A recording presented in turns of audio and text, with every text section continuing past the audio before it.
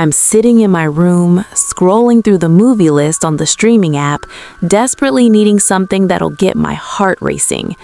Finally, I pick one that looks promising, a horror movie. I get comfortable, all set to enjoy it. Recent horror films have all felt too fake, too forced. They don't scare me at all.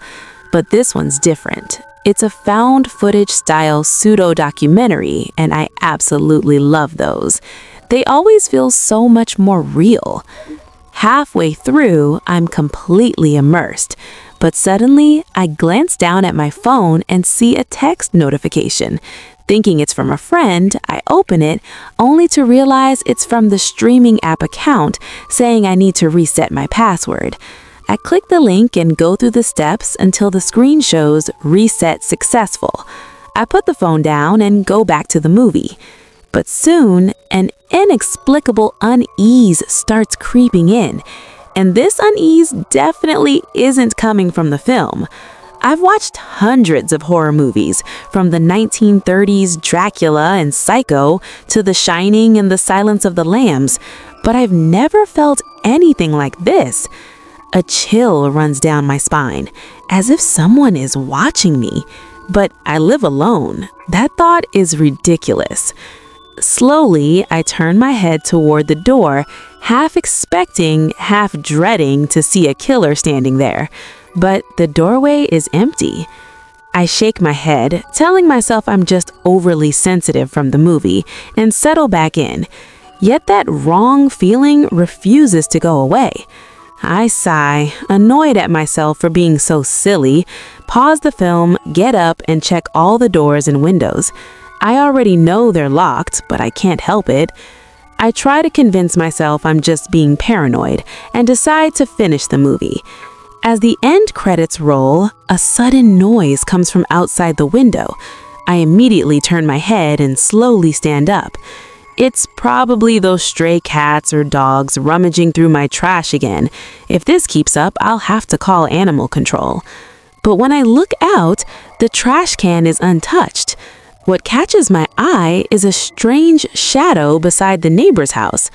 I stare at it for a few minutes, trying to make out what it is. Suddenly, the shadow moves. It's too big to be a small animal. In the moonlight, I see something glinting in its hand, a flash of reflection. My heart starts pounding instantly, and I freeze, not knowing what to do. Then the figure turns and looks straight at me. I can make out the outline. It's human-shaped, but definitely wearing a mask. Even though I can't see the eyes, I can feel it staring at me intently in the darkness. My brain desperately tries to rationalize it, but my body refuses to believe. I just stand there, frozen, watching the figure half hidden in the shadows. It starts walking toward my house, getting closer and closer. My heart is beating so hard, it feels like it's about to explode. Blood rushes through my veins. I just hope I'm dreaming and silently beg myself to move, to get back to bed and wake up. But my body won't listen. The figure reaches the window. Suddenly, I see its face clearly. It's not wearing a mask. The face is twisted and deformed, barely human. The eyes are crooked. A large chunk of flesh is missing from one cheek, and the mouth stretches into a weird, sick grin that makes my skin crawl.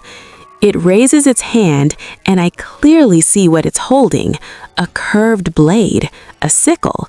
Any horror fan would recognize that sickle instantly.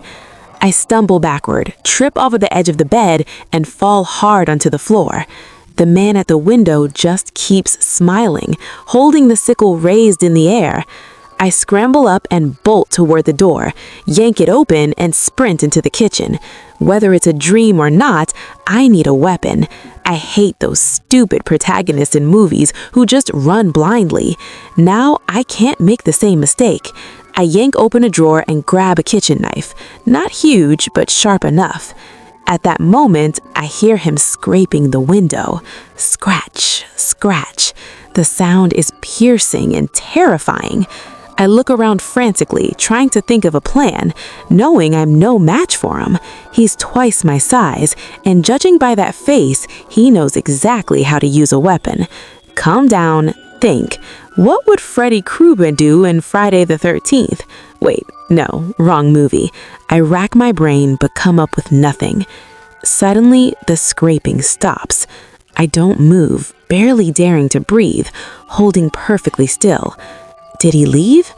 The next second, a rapid banging on the door shatters the silence. My heart sinks to the bottom. Pull yourself together, pull yourself together, I whisper fiercely to myself, forcing calm.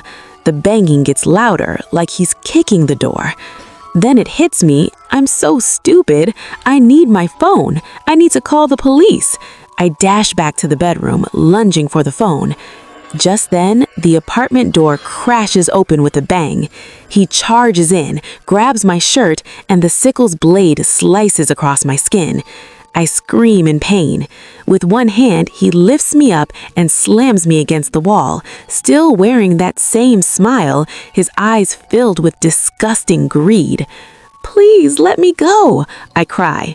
He says nothing, just smiles and raises the sickle again, ready to bring it down. I'm going to die. There's no escape.